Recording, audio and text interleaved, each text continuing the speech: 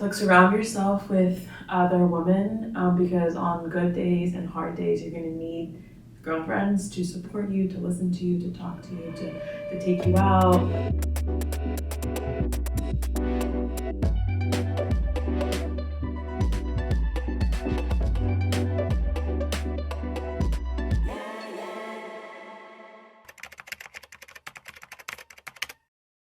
When it comes to Islam, a lot of the times when people struggle with mental health, they speak about it on a spiritual lack. So something's lacking with your Islam, something's lacking with your Iman, something's lacking with your Deen. Go pray it away. You're not making enough dua, and they don't realize that mental health is actually a real thing. So I pray to be impactful in that area to kind of show that there is a difference between your spiritual and your mental health. And it doesn't mean that because you're struggling with a mental health issue, that something's wrong with your spirituality. I want to make comics and animation about Muslim women and about particularly Pakistani women. I'm half Pakistani. There really aren't enough stories about us in the media, especially like American media.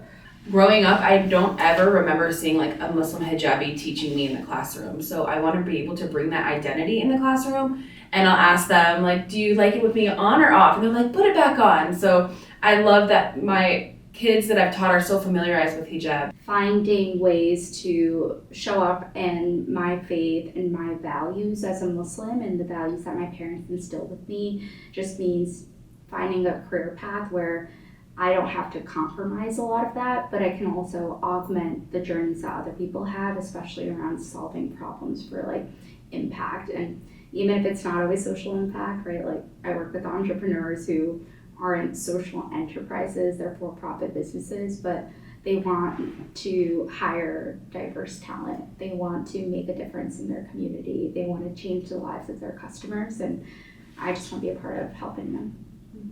I would say the interesting thing about Islam is the core tenet of social justice.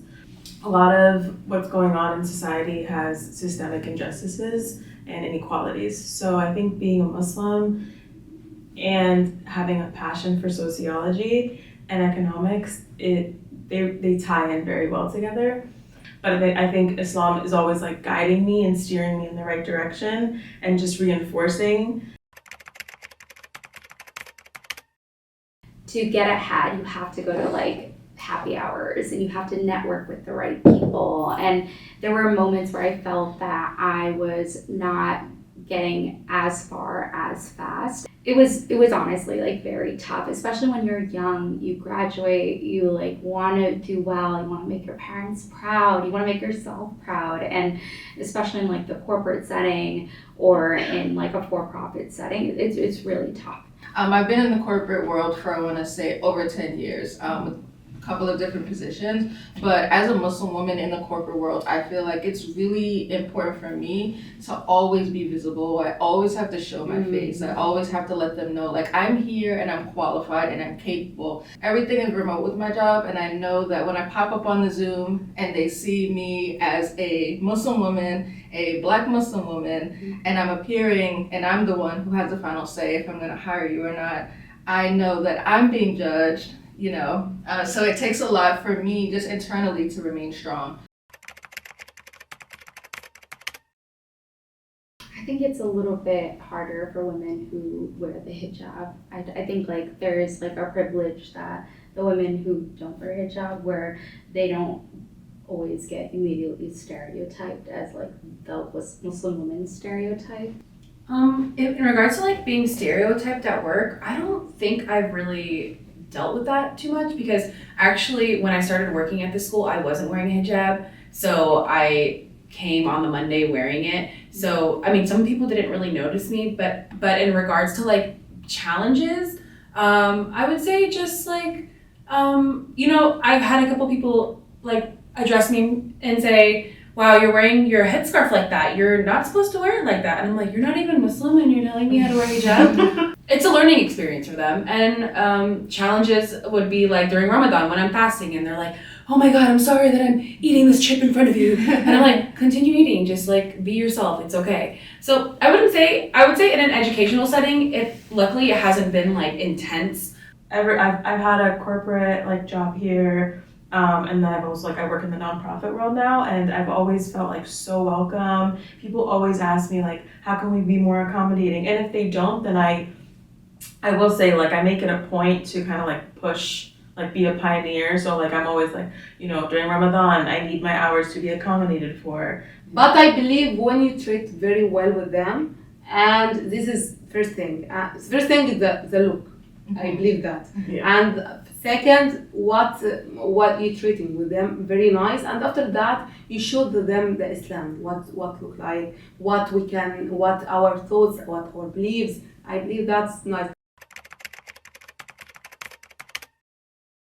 So I actually went to South Korea a few weeks ago for a dance camp. For some reason, I just assumed because it was a big city that they would have halal food, and there was none. The everyday food they would give the campers in the cafeteria, it was just pork, MSG, shrimp. I'm like, oh my god, I can't eat any of this. Or there would be chicken, but it wouldn't be halal. I would try to explain to them, but they didn't understand because they didn't really understand what it means to be Muslim or what it means to eat halal, so they kept calling me vegan. So they knew what I was saying, but they kept saying vegan. They didn't understand the word halal. My current role, alhamdulillah, they're pretty accommodating. I think a lot of that has to do with the fact that it's a mental health space. So everyone is kind of just on this mental health high, and let's give grace and space. And, so when it comes to Ramadan, I explained to my manager, hey, listen, I might have a little brain fog. I might be a little tired, yeah, I understand, okay, cool, no problem.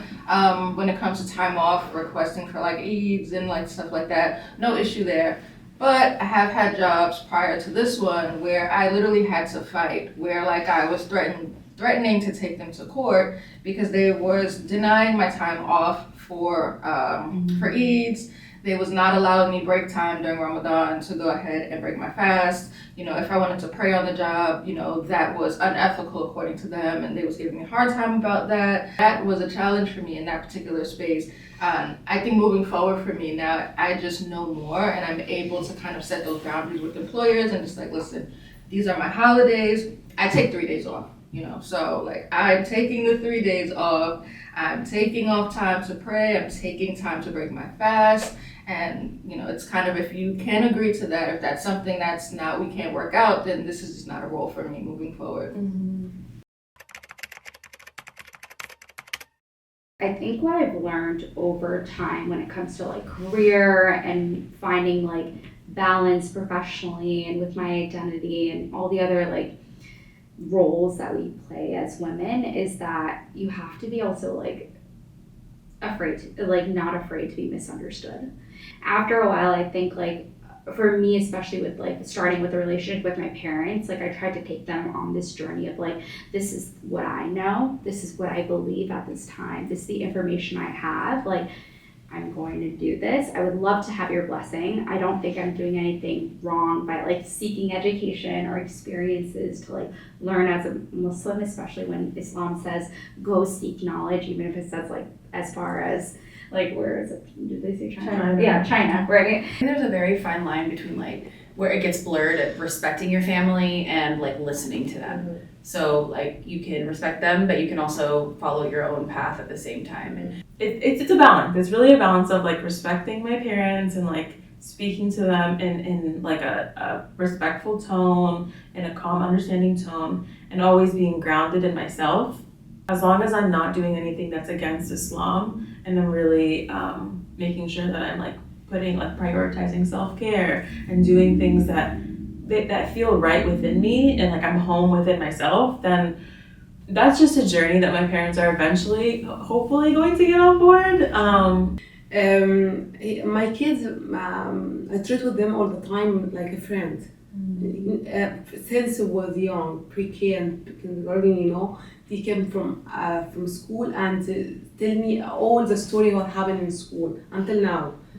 Even I have one girl and 2 boys. I have this, never scared for me. I never tell them something. Why did that? I never blame them. I treat with them very soft, very very nice with them, and talk with them. Why did that? But soft, soft way. So what happened? He told me what happened, and now I have my kids teenager in middle school and high school. When they go outside with their friend, sometimes I went with them. Sometimes I go with them. I don't know even their friend, my friend too. But not like mom. They not never scared me. They told me everything what happened.